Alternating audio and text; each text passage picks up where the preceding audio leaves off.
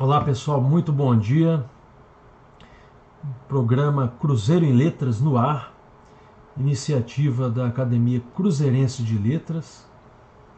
Hoje a transmissão do meu quadro Os Caminhos da Palavra, em sua 27ª edição. Hoje, nesse sábado ensolarado, né, 7 de novembro, né, uma data marcante, aliás, aniversário, né, de Cecília Meirelles, grande escritora, poeta, saudosa, muito especial mesmo para a nossa literatura e com prestígio mundial, né? E hoje o lançamento do nosso amigo, confrade também da Academia Cruzeirense de Letras, Mauro Rocha, do livro Poema Curto, né? Então, uma data muito especial, uma honra poder apresentar para vocês Os Caminhos da Palavra hoje, né? Esse 7 de novembro. À medida que o pessoal vai chegando, né, a gente vai organizando aqui a casa um pouco mais, né, para poder dar início em breve, né, ao nosso quadro Os Caminhos da Palavra, né, que aliás estamos fazendo hoje a última edição dos Caminhos da Palavra em 2020, né? Só voltaremos a nos encontrar em 2021, né? Só para o ano mesmo, né? Estou me despedindo, né? Já me despedi do Faces da Poesia, já me despedi de um tributo à imortalidade e hoje a despedida do quadro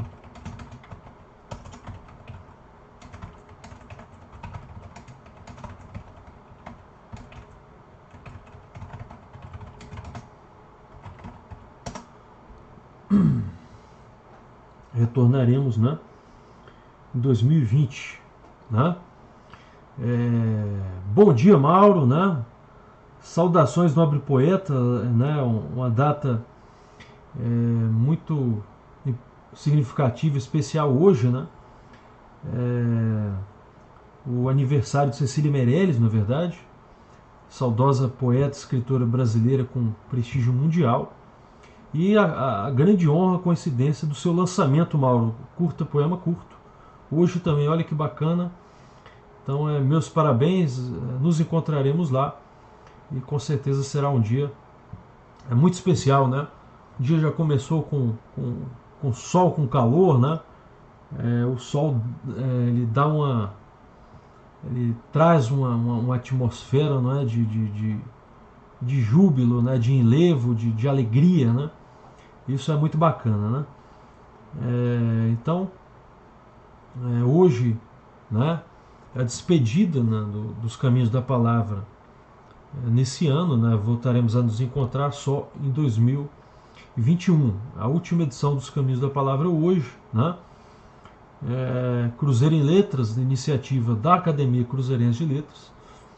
O nosso quadro hoje, Os Caminhos da Palavra, né? Hoje, 7 de novembro, chegamos à 27ª edição dos caminhos da palavra.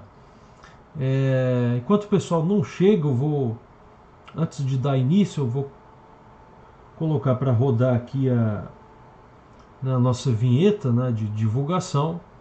Aí na sequência a gente já introduz o nosso quadro, tá certo? Já vou começar. Então, só rodar a nossa vinheta de divulgação. Bom dia, Patrícia Oliveira. Muito bem-vinda, querida poeta. Um prazer ter a sua companhia aqui, né? E lembrando, né, aqueles que comentarem a nossa live se credenciam ao sorteio que vai ser realizado ao final da exposição, tá certo? Ao final da nossa transmissão teremos um sorteio, né? Exceto os nossos diletos e diletas imortais do núcleo diretor, né? Em comum consenso, nós deliberamos por não participar dos sorteios do Cruzeiro em Letras, né? Eu, o Mauro, o Rafael, o André Coelho, a Lucimar e o Dani, né? Não participaremos, portanto, do sorteio ao final, tá? Então a Patrícia já se credenciou a participar do sorteio ao final da live, né? Eu canto porque o instante existe, a minha vida está completa. Não sou alegre, nem sou triste, sou poeta, né? Esses versos célebres, né? Que falam ao fundo do coração, motivo de Cecília Meirelles, bem lembrado pelo Mauro Rocha, né? E, inclusive, pessoal, a data hoje muito significativa, uma data histórica, né? O aniversário de Cecília Meirelles, né? Não falaremos, adianto que não falaremos dela hoje, porque ela foi alvo de homenagem recente na nossa live, um tributo à imortalidade, né?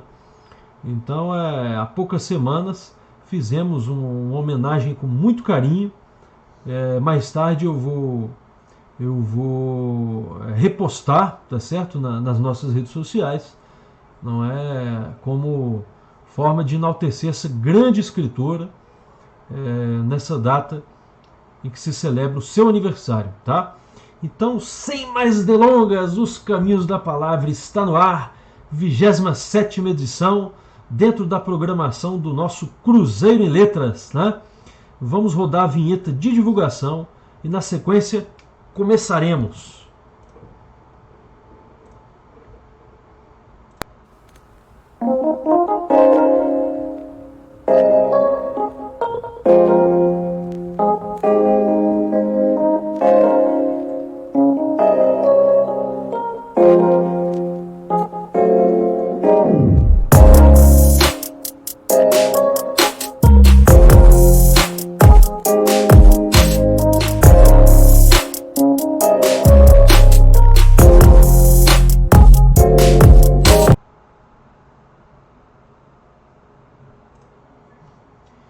Os Caminhos da Palavra no ar, promoção da Academia Cruzeirense de Letras. É isso aí, pessoal.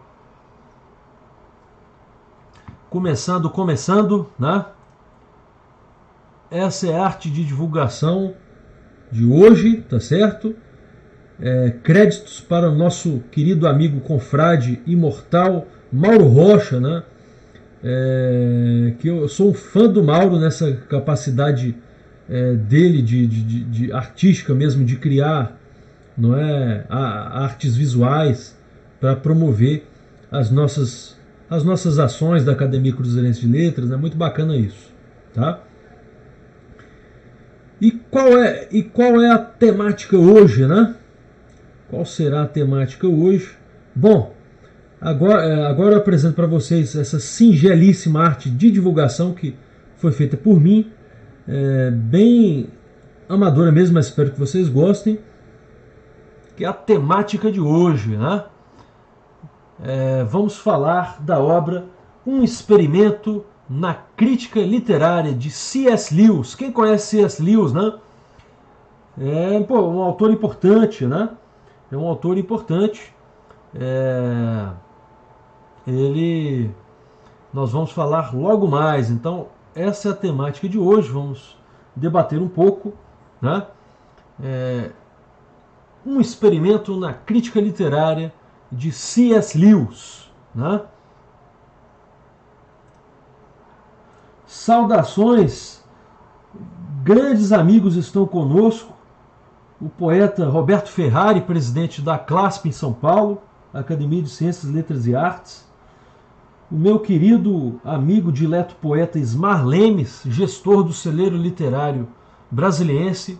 Como fico honrado com a presença de vocês, né, amigos aí tão apaixonados pelas artes literárias, né, tão inspiradores, né? Que bacana ter essa seleta audiência, né?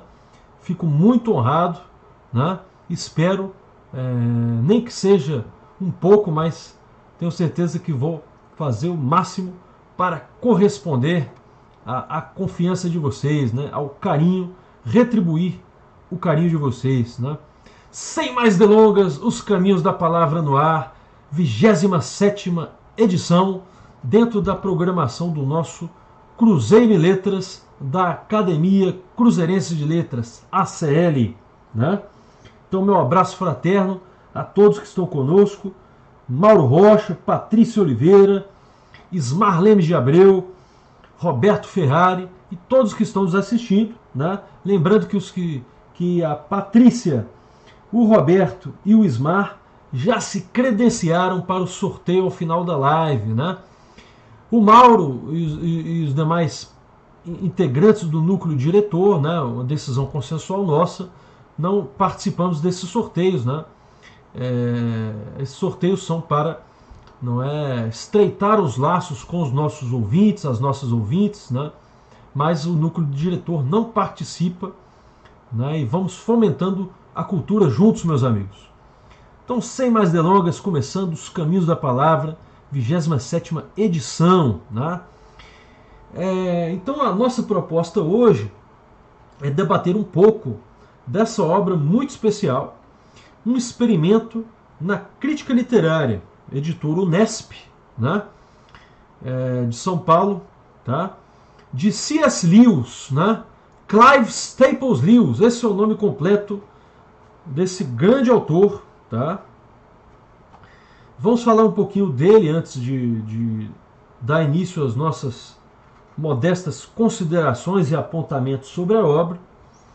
Clive Staples Lewis, né? Nascido em 1898, mais conhecido como C.S. Lewis, e que mais recentemente ganhou notoriedade por ser autor da famigerada série de livros infantis As Crônicas de Nárnia, né? Que inclusive ocupou as telas do cinema.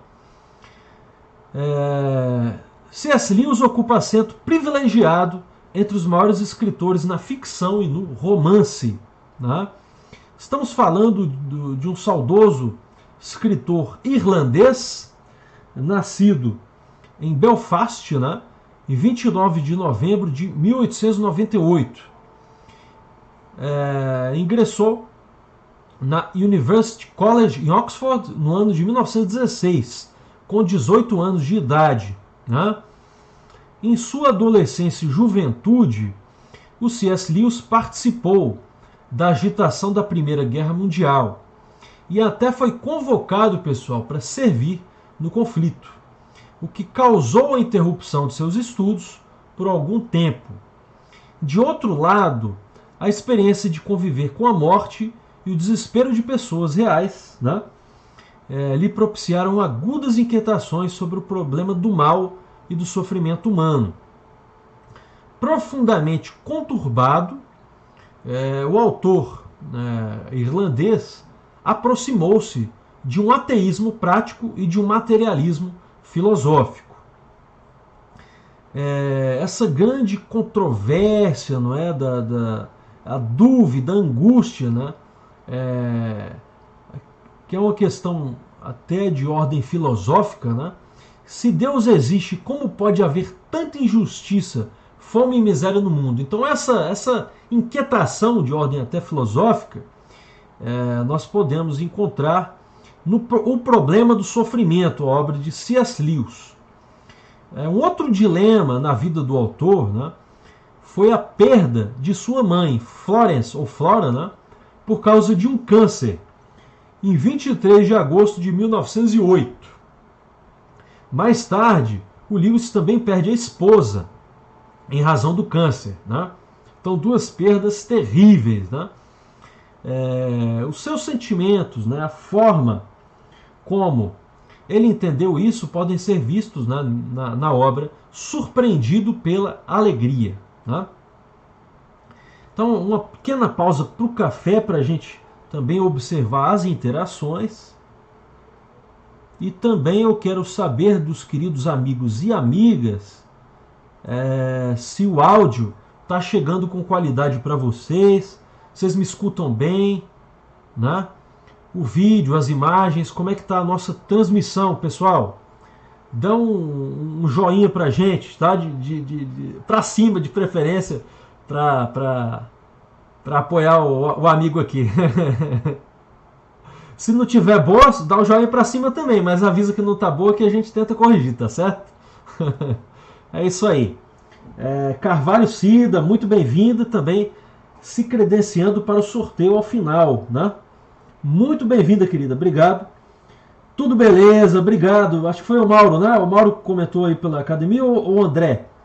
É um dos nossos queridos imortais, né? Obrigado, obrigado. Estamos juntos. Então, feita essa pausa para o café, para a gente conversar um pouco, ver como estão as interações, a gente retoma aqui, né? Então, pessoal, como eu ia dizendo, né? Ele teve essas perdas terríveis, né? E aí acabou se tornando professor de literatura inglesa e medieval. Flora Benites, muito bem-vinda.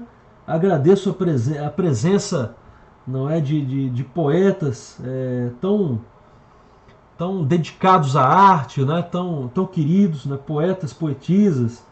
Que legal ter essa seleta audiência de vocês. Ficamos muito honrados e isso aumenta o nosso senso de responsabilidade. Né? Então, pessoal, brevemente, só retomando aí para o pessoal que está chegando, né? Essa é a 27ª edição do quadro Os Caminhos da Palavra, que eu apresento dentro da programação do Cruzeiro em Letras, que é uma iniciativa da ACL, a Academia Cruzeirense de Letras. O Cruzeiro em Letras vai ao ar todo sábado na nossa página institucional aqui no Facebook, né? Todo sábado às 10 horas da manhã, com transmissão ao vivo, temos o Cruzeiro em Letras. Dessa vez a bola está comigo, Os Caminhos da Palavra, inclusive a última edição do ano de nosso quadro. Tá?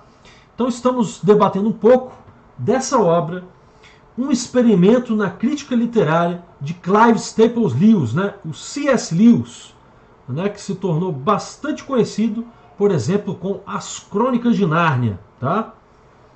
Maravilha! Então ele teve essas duas perdas, né? Tanto da mãe como da esposa, né? Vitimadas pela doença terrível do câncer. Né? E prosseguindo na sua caminhada, né? Na sua jornada de escritor, não é? O Lewis, ele se tornou professor de literatura inglesa e medieval no Magdalen College, Oxford, né? Depois em Cambridge, onde estabeleceu uma amizade com Tolkien, né? Famoso Tolkien, professor de literatura, que o influenciou de uma forma tão permanente e significativa, né, que fez o Lewis, né? Aqui a gente coloca por uma questão de curiosidade, né, apenas, que fez o Lewis converter ao cristianismo aos 31 anos de idade, né? Mediante uma dinâmica complexa que o levou à assimilação de que o sofrimento humano se coaduna aos desígnios de Deus de reafirmação de sua própria glória. Né? Então o Lewis tem também esse aspecto da fé, não é, bem realçado. Né? E ele vai se tornar um ícone na divulgação e na ênfase da fé cristã notabilizando-se por meio de suas preleções radiofônicas na BBC de Londres, sobretudo no contexto da Segunda Guerra Mundial, né? Trazendo lenitivo aos corações atormentados pelo terror da guerra.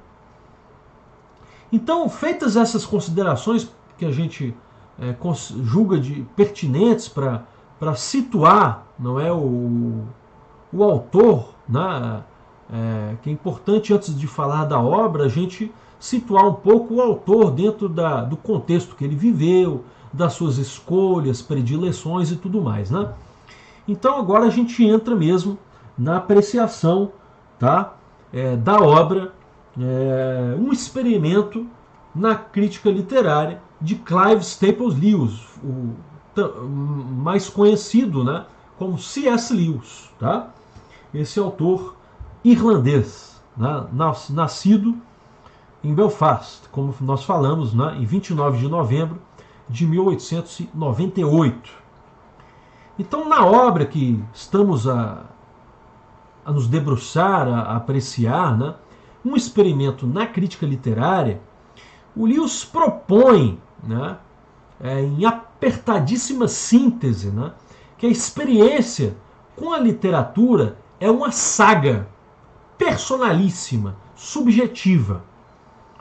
Nessa ordem de ideias, meus amigos e amigas, a leitura literária deve ser um experimento individual, no qual o leitor, entre aspas, letrado, conseguirá se emancipar de seu próprio mundo, de modo a perceber e entrar em contato, pela relação com o texto, com outros mundos e horizontes, né? Então, fica aqui bem marcada essa posição, né, da leitura de literatura como um experimento individual, tá? Nossas boas-vindas também para Deusina Lopes da Cruz, né, muito honrado com a sua presença, e da caríssima Ângela Dondoni, né, muito honrado, uma audiência muito seleta, né, fico bastante honrado, o que aumenta o nosso senso de responsabilidade, o nosso carinho e dedicação. Então, pessoal, a obra Um Experimento, não é? Um Experimento na Crítica Literária de C.S. Lewis, ela vai se perfazer de 11 capítulos, um epílogo e um apêndice sobre Édipo, né? Então, essa é a estrutura da obra, tá? Os 4 primeiros capítulos são para definir e dar exemplos dos leitores que o Lewis chama de, entre aspas, literariamente letrados, né? Os poucos, literariamente letrados. E também para definir e fornecer exemplos dos, entre aspas, novamente, dos literariamente iletrados, né? Então, ele vai dividir os leitores nessas duas categorias, tá? Nesses dois esquemas, não é? de percepção: literariamente letrados, literariamente iletrados, que ele qualifica como os muitos, né? E quais as características de um e de outro grupo, como ele vai conceber, ordenar isso, né?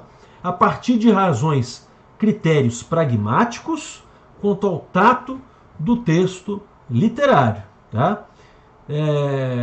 Ou seja, né, no tocante aos diferentes modos de ler, como ele salienta na página 11 da obra em referência, tá? Maravilha, pessoal. Eu peço só mais uma vez, né? Eu tive um retorno há pouco, mas é sempre bom até pra gente. Eu estou acompanhando as interações. O áudio tá legal, tá chegando com qualidade para vocês, o vídeo, as imagens, né? Sempre que puder, dê um joinha pra gente. Então, prosseguindo, né? Abordando os literariamente iletrados, né? Ele vai dizer que, em geral, eles nunca leem 2 vezes a mesma coisa. E que costumam se defender alegando: eu já li isso, eu já li eu já li a obra da Flora Benítez, eu já li, não é, A Angústia dos Dragões, do Mauro Rocha, eu já li os poemas do Ismar Lemes, eu já li o Emoções, de Roberto Ferrari, né? Então, os literariamente iletrados, eles costumam se defender assim, né? E raras vezes eles dão importância à leitura, né? O próprio autor, ele vai considerar o seguinte, que as pessoas se voltam à leitura como última opção dentro dessa categoria, né? E a abandonam com entusiasmo assim que qualquer alternativa de passatempo se faça presente, né? Ou seja, a gente não vê o atributo nesses leitores aí da devoção mesmo, no sentido de empenho, né? de tenacidade com a literatura, né? De outro lado, né, nós temos os literariamente letrados, aqueles que estão sempre procurando tempo livre e silêncio para poder ler e fazê-lo com toda a sua atenção, né? Eles se devotam a grandes obras, reiteradas vezes ao longo de suas vidas. Não apenas leem as obras, como se sentem no dever de criticá-las, como se estivessem, não é, a cumprir mesmo, pessoal, uma agenda, um trabalho, né? Então a gente vê aqui a seriedade, a postura de seriedade, né? A leitura não como um divertimento, não é um momento assim para passar as horas, né? Mas como realmente algo encarado como um ofício, com seriedade, né? Com comprometimento. O Lewis, né, é interessante que ele fala que os dois tipos de leitores já estão prenunciados no berço, né? Há que se ressalvar, contudo, né, quero fazer essa nota aqui, né, que essas classificações, meus amigos, minhas amigas, não são absolutas, né? Porque não podemos prescindir de outras tantas reações não contempladas quanto ao texto literário. Contudo, né, contudo, mais uma vez, né, essas categorias são interessantes para a gente pensar sobre a nossa relação mesmo, a nossa postura com o texto literário, né? Aí eu penso aqui o seguinte, né, talvez quiçá, né, a indagação mais pertinente, mais eficaz seja: por que lemos, né?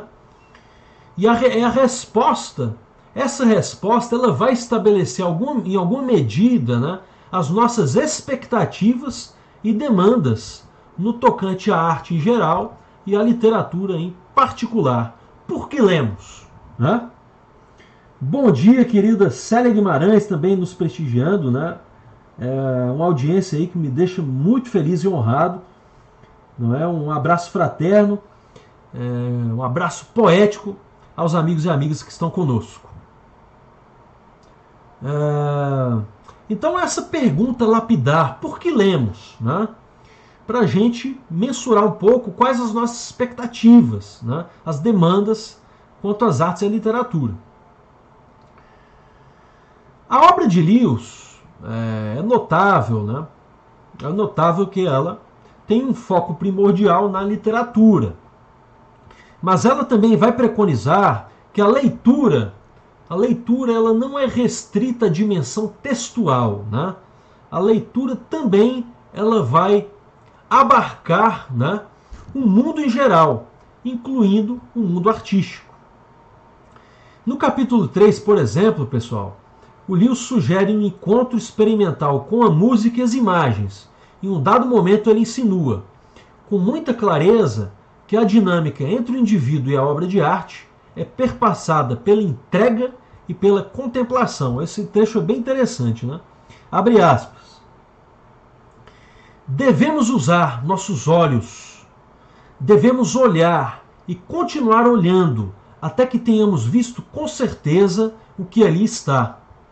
Sentamo-nos em frente ao quadro, no intuito de que ele nos faça algo, e não para que façamos algo com ele. Entregar-se à primeira demanda que qualquer trabalho de arte nos faz.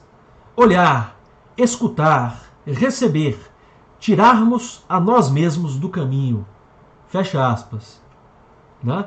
Então, eu percebo aqui que ele, né, a minha apreciação dessa nota, né, desse pensar de Lewis quanto à obra literária, é que devemos remover a pedra do caminho, lembrando Drummond, né? Remover nós mesmos, tantas vezes imobilizados por crenças, não é? Preconceitos, rótulos, estigmas. Então, ao apreciar, meus amigos e minhas amigas, uma obra artística, um quadro, uma pintura, uma escultura, ao apreciar um livro, uma coletânea, não é? Um poema, uma crônica, vamos remover as pedras do caminho, né? Nos despir de preconceitos, né? Que impedem a gente enxergar plenamente, não é, todos os caminhos, as possibilidades, não é, que são oferecidas, os horizontes infinitos que são oferecidos, não é, por uma obra artística, cultural, tá? É uma troca, né, entre o leitor e o que é lido. Aí eu coloco numa amplíssima acepção. O leitor é o leitor da vida. Eu não estou falando só de leitor da literatura. Entre o leitor e o que é lido deve haver o quê? Uma troca, né?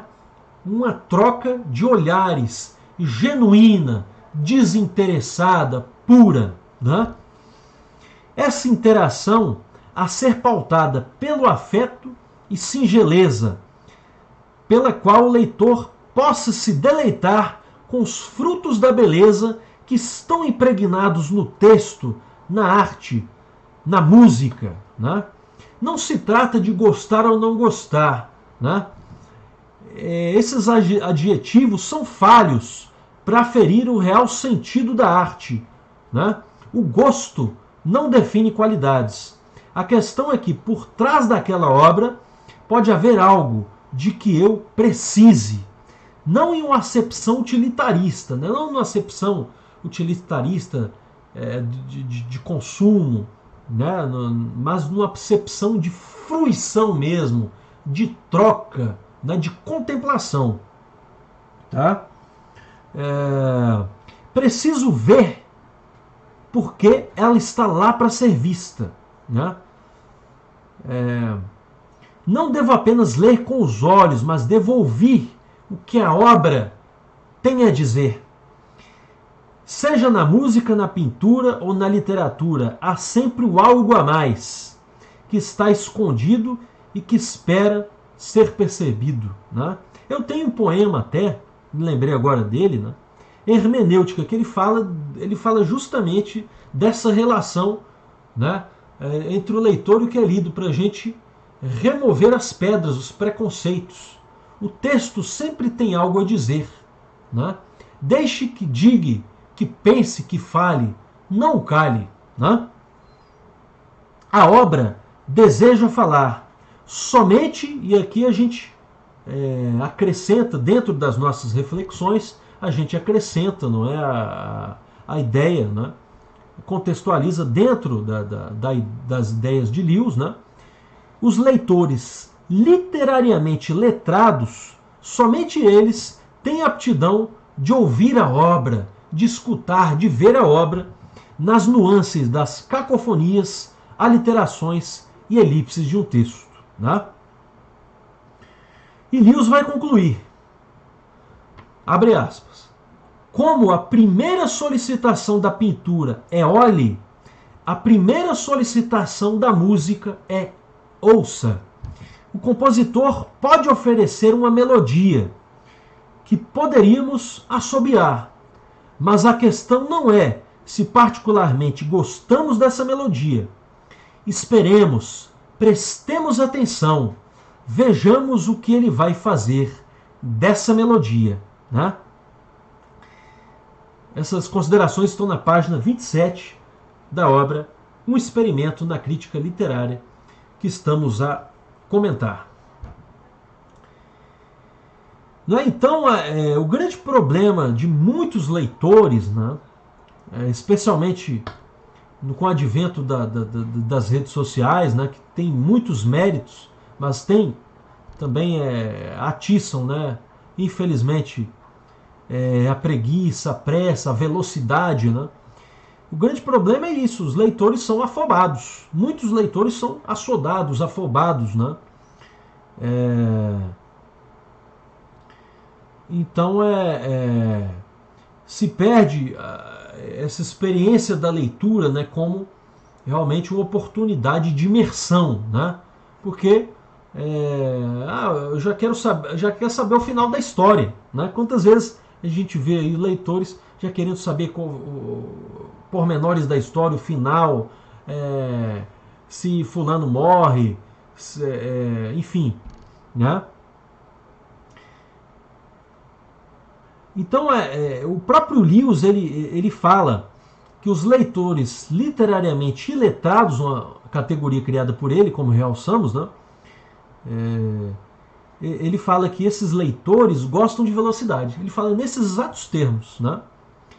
Ou seja, pessoal, são leitores sequiosos, né? Ávidos por uma história rápida, considerando que é mais fácil achar sentido nos acontecimentos. Ignoram o sentido das entrelinhas, né? São imediatistas, querem saber o que vem logo a seguir, né?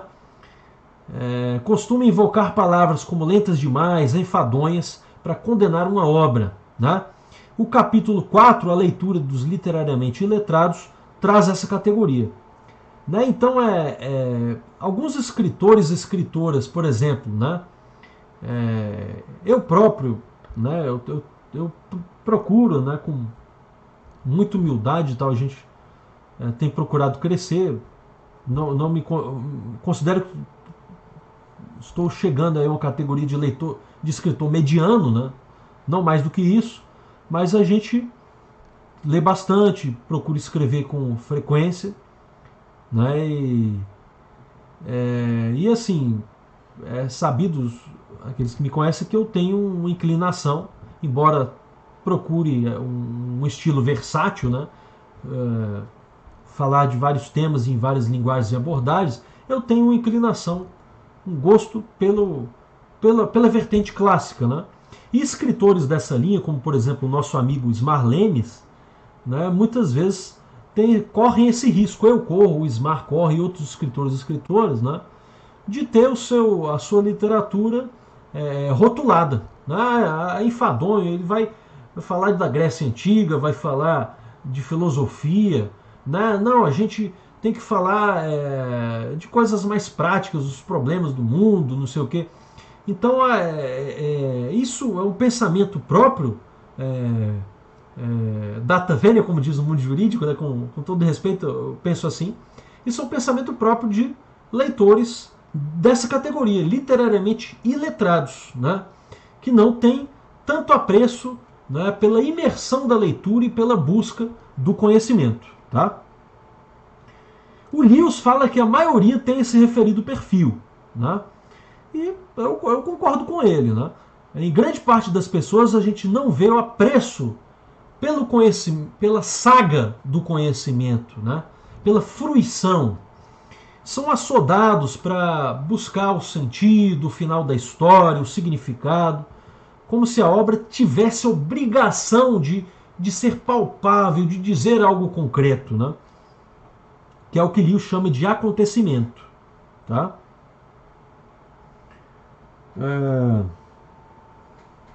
Não é, Patrícia? Exatamente. Para que lemos? Né? Essa indagação é muito oportuna, né? Então, os temas mito, fantasia e realismo, de sua parte, né? Prosseguindo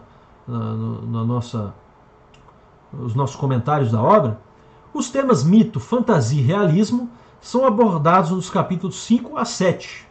O intuito é o mesmo, assinalar que os literariamente iletrados não são aptos de observar experiências para além dos acontecimentos. Né? No caso dos mitos, são sempre fantásticos, em alusão à fantasia, e o resultado da interação deles conosco é de gravidade tal que sempre devem despertar em nós mesmos um sentimento de temor respeitoso. Né? Página 43. Aí, as fantasias provocam nesses leitores, né, iletrados, um movimento catártico. Eles se identificam com as personagens de modo a projetar neles seus desejos idólatras de prestígio ou empoderamento. As fantasias podem prometer redenção àqueles que não veem nelas sua real finalidade, que é nos transportar, né, nos remeter a outro mundo, mas sem que adentremos nele, e uma contemplação maior, mais potente que um singelo devaneio. Né? Então a questão da fruição, como eu falei, né? Existe essa barreira entre os literariamente iletrados e não é a imersão, a fruição. Né?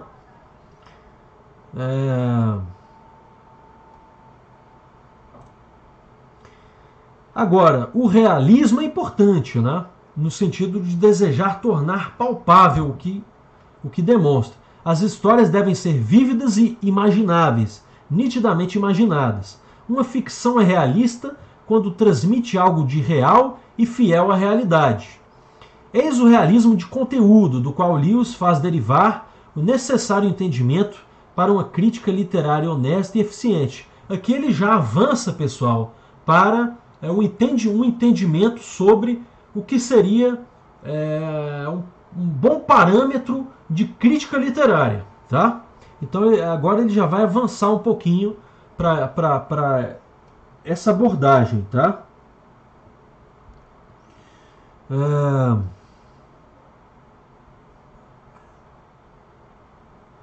Lewis anota, meus amigos e amigas, além disso, que os literariamente letrados também podem incidir em más leituras. Tá? Então eles também podem cair nessa cilada. Tá?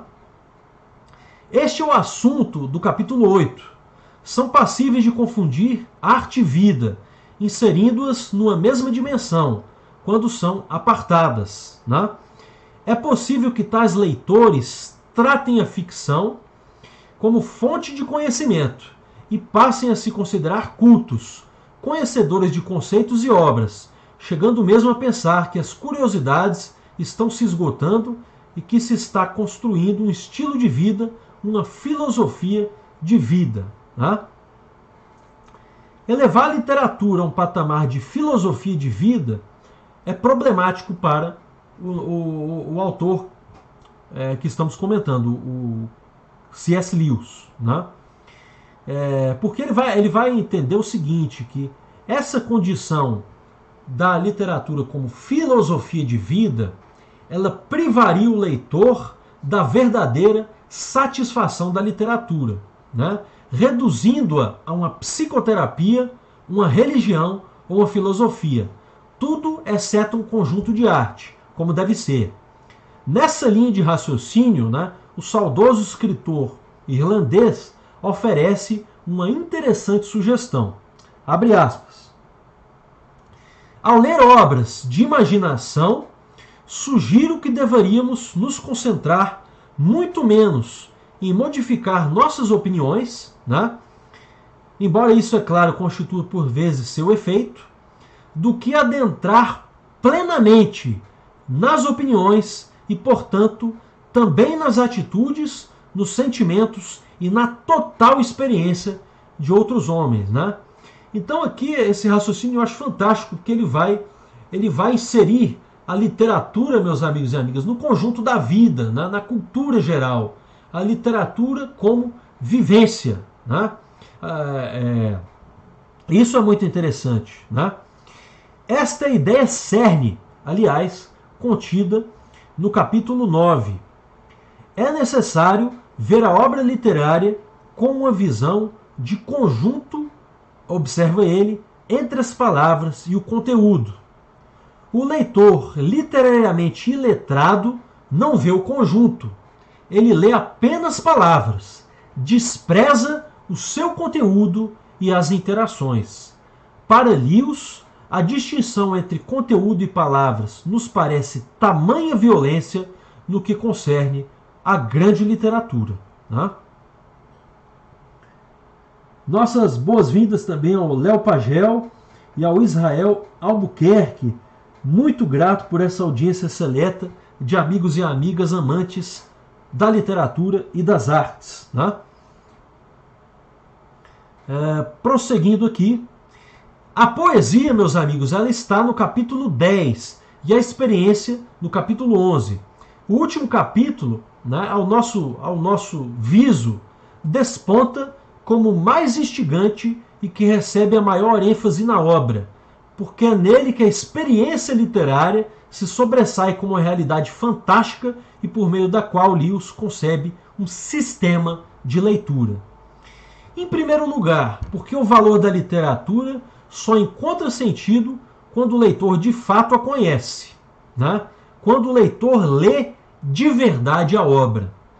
Livros, abre aspas, livros em um instante são apenas literatura em potencial, fecha aspas. Né? O livro em um instante é um objeto estanque, isolado, sem vida. Né? Esse complemento é nosso. Os sistemas de ensino devem propiciar, prossegue o autor, experiência literária constante, tirando os leitores da abstração e conduzindo-os à literatura em operação, a expressão que ele usa na página 94 da obra que estamos a comentar. Né? E eu sou plenamente favorável, né, que os sistemas de ensino, a educação, em seu amplo escopo, ela inclua com especial ênfase a literatura. A literatura forma cidadãos, a literatura forma massa crítica, pessoas pensantes efetivamente. Né? Em segundo lugar, né, o Lewis encampa a tese de que precisamos situar os nossos pés no chão, em vez da areia movediça proposta pelas demais práticas. A prática de leitura habitual é aquela que conduz o leitor ao próprio mundo das personagens, no qual o indivíduo estabelece com elas trocas de ordem redentora, catártica e psicoterápica. Ora, a literatura, prossegue Lewis, não existe para esse fim. Ao contrário, devemos continuar realistas em nosso próprio mundo, fitando o bem, mas de fora, sem nos afligir existencialmente com as coisas da ficção. Sonhar, mas separando bem as fronteiras da fantasia e do real. E em terceiro lugar, prossegue Lewis, né, a experiência literária deve produzir mais trabalho à crítica literária, por reclamar uma hermenêutica, né, hermenêutica enquanto interpretação, né, exegese, né, compreensão. Tá? Então a experiência literária deve produzir mais trabalho à crítica literária, por reclamar uma hermenêutica mais séria e própria da obra, do conjunto e conteúdo, não apenas de palavras superficiais ou de viagens quiméricas. Né?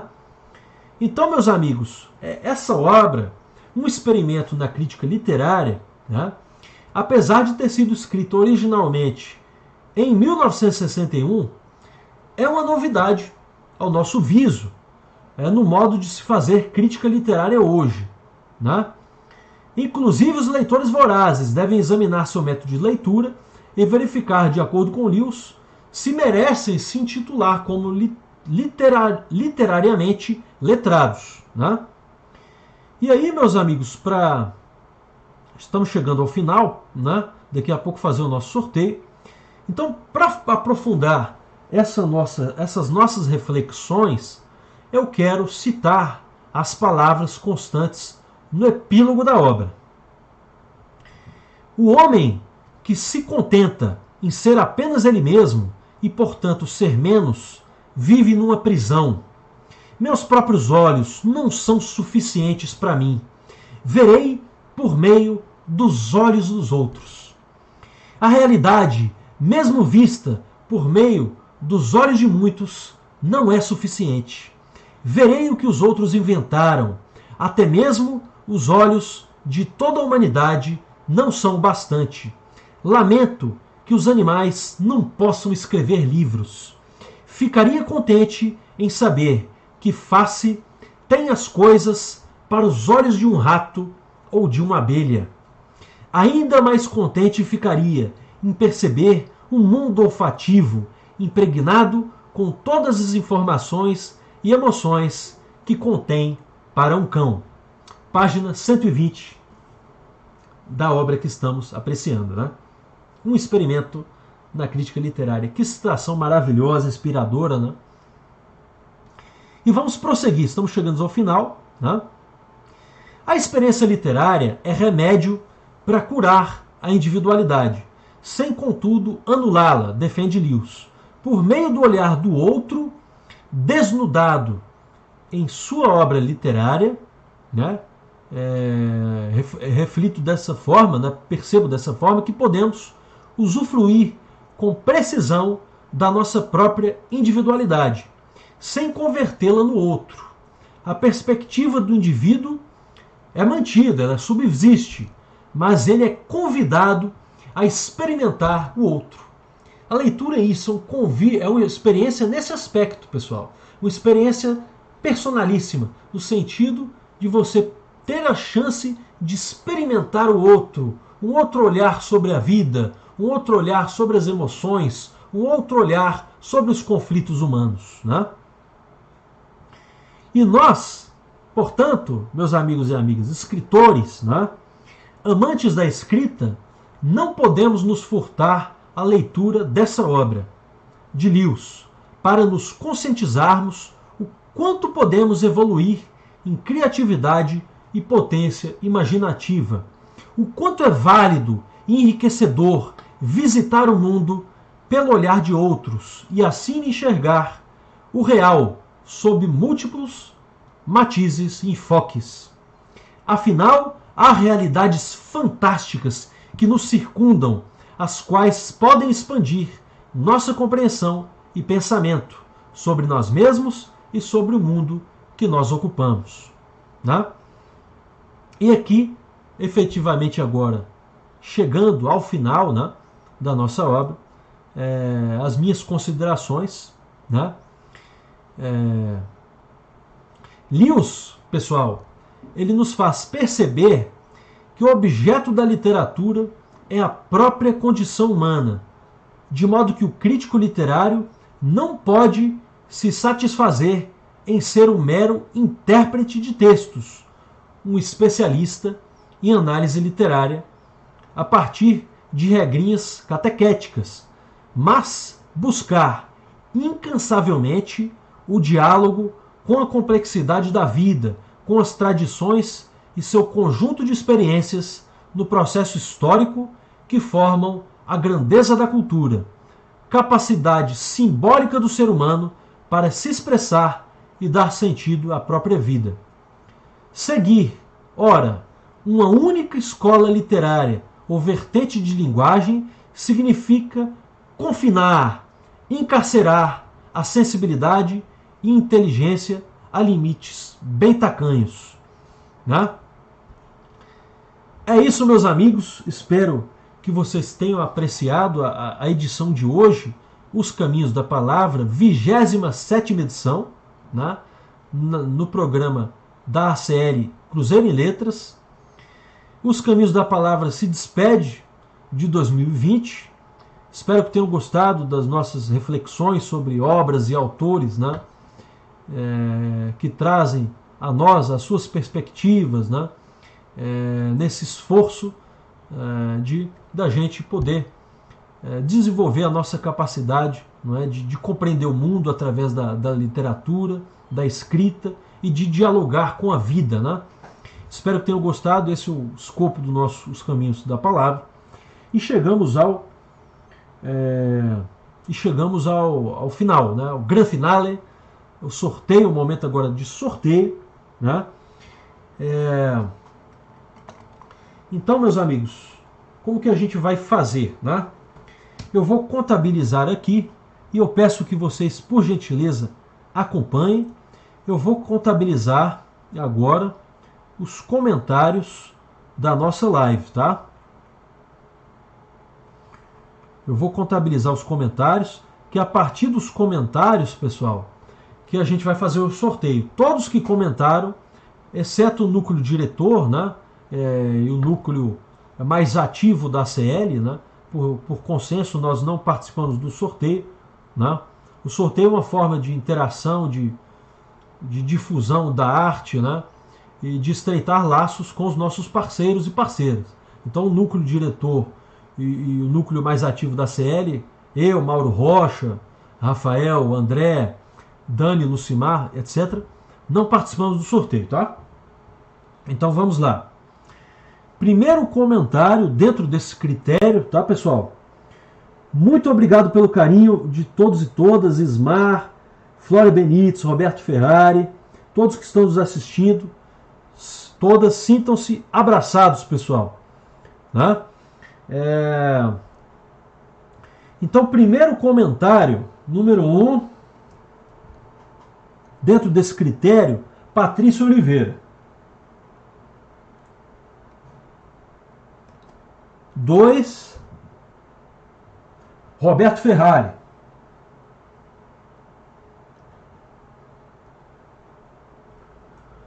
3, o meu querido Ismar Lemes.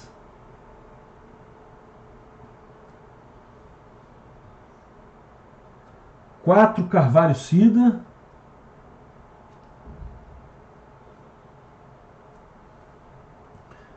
5, Flora Benites. 6, a Célia Lacerda.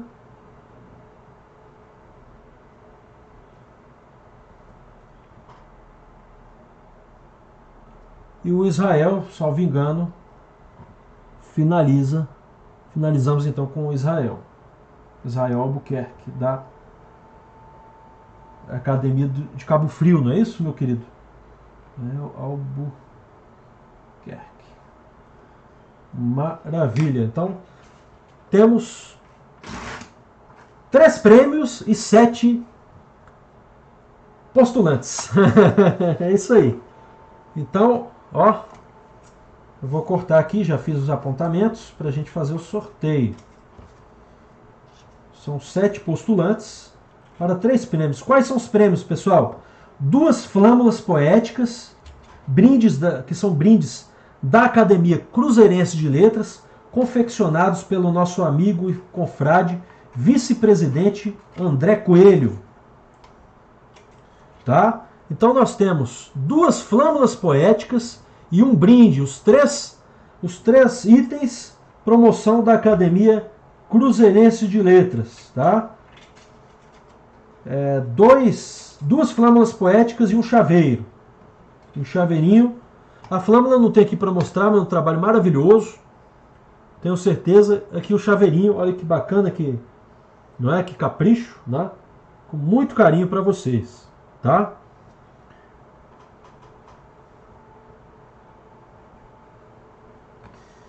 Então, só terminando aqui, a gente já vai começar o sorteio. Eu gosto de fazer tudo com vocês acompanhando, né? Questão de transparência, né? E mesmo de respeito, de carinho, né? Tudo aqui feito de forma transparente, né? Então vamos lá. Eu acho que não vai ficar tão visível, mas eu vou mostrar mesmo assim, né? Os petroglifos, né? Então, número 1, a ordem tá? Patrícia. Antes de colocar na urna, né? Urna é ótimo. Roberto Ferrari, 2, pela ordem dos comentários, tá? Ismar Lemes. Carvalho Cida. Flora Benites. Célia Lacerda. Opa, me perdi. Isso, Célia Lacerda. E Israel Albuquerque. Agora, nossa urna. Vamos lá. Vou colocar os papeizinhos para a gente fazer o sorteio, né? Esse momento também especial do nosso Cruzeiro em Letras. Promoção da ACL Academia Cruzeirense de Letras.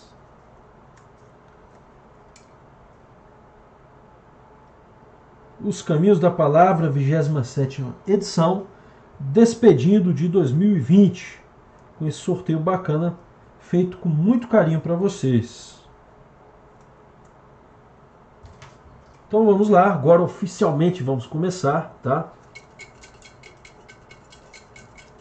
Quem vai ganhar a flâmula? Nós vamos fazer nessa ordem: 2 flâmulas e o chaveiro, tá?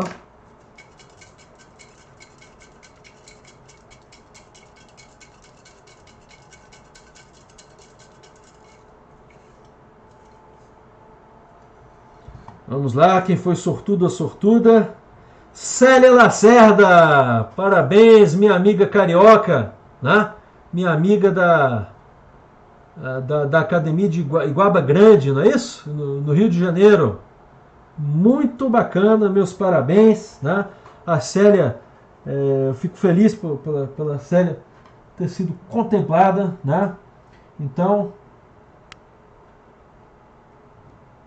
Célia Lacerda, primeira contemplada, tá? A Academia Cruzeirense de Letras vai viajar ao Rio de Janeiro, né?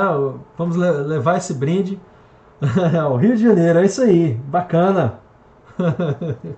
Que bacana, parabéns, Célia. Agora quem vai ganhar a segunda flâmula poética?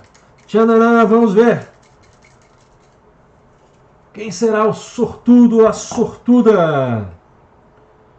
Carvalho Cida. Carvalho Cida.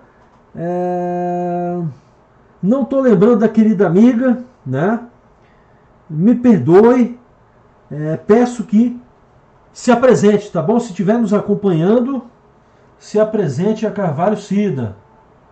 De onde é, né? De onde a nossa amiga é. Tá certo pra gente.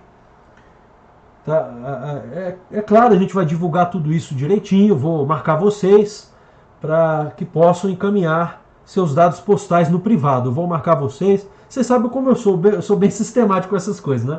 Bem minucioso. Então, todos serão avisados e avisadas lá. E o final, né? O chaveiro da ACL. Quem vai ganhar esse chaveiro maravilhoso para poder utilizar, né? A chave do carro, a chave da residência, ou mesmo como decoração no seu escritório, no seu ambiente literário, né? Muito bonito esse item. Quem vai ser? Tchananã. Roberto Ferrari vai a São Paulo. Opa! O chaveiro da academia vai a São Paulo. Parabéns, meu amigo Roberto Ferrari. Pessoal, imensamente agradecido. Olha, a Célia é a segunda vez, né? Verdade, ó. Célia é pé quente. Meus amigos e minhas amigas, esse sábado maravilhoso com a presença de vocês, né? Olha que aqui em Brasília faz um sol, né? O sol convida. É a Cida do Psicodélico. Maravilha. É ela mesma. Eu até pensei, será que é a Cida do Psicodélico? Né? É a Cida do Psicodélico. Nossa, que bacana, que honra, querida. Fico muito feliz por você ter sido contemplada. Eu fiquei na dúvida, Ismar, se era ela, eu preferi perguntar mesmo, mas que bacana, fico muito feliz, né? Fico muito feliz, né?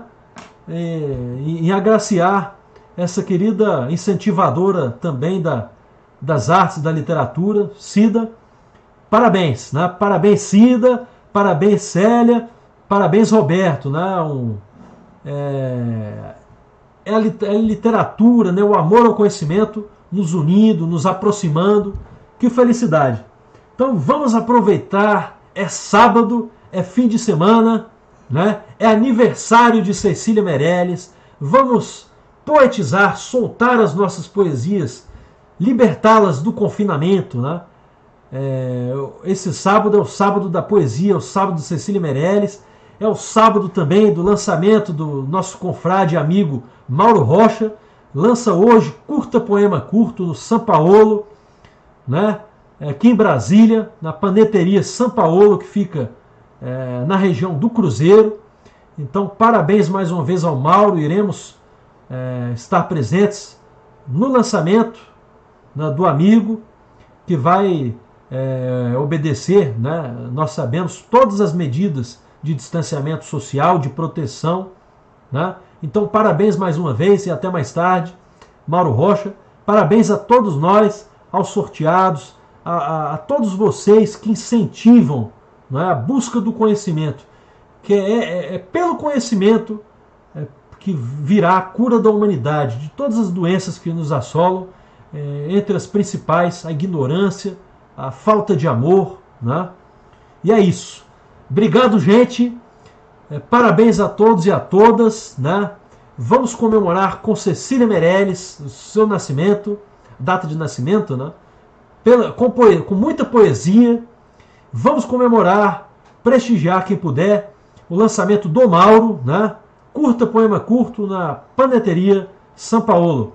Um abraço, muito obrigado, milhões de corações para todos vocês.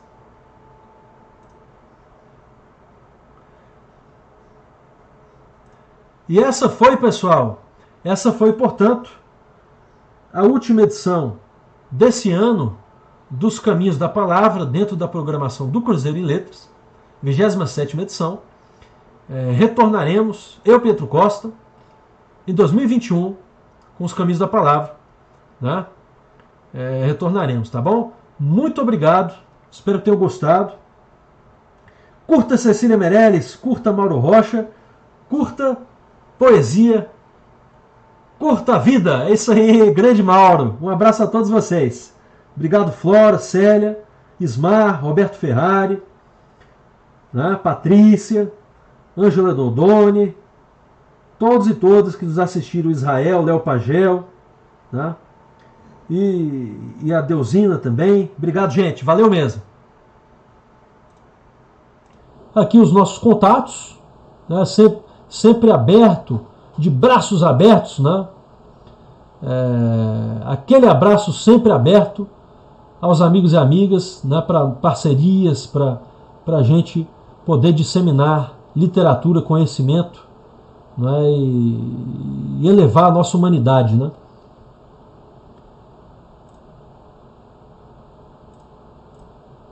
E a gente despede então com a vinheta oficial. Obrigado, gente. Fiquem bem, fiquem com poesia. Obrigado, pessoal. Obrigado mesmo.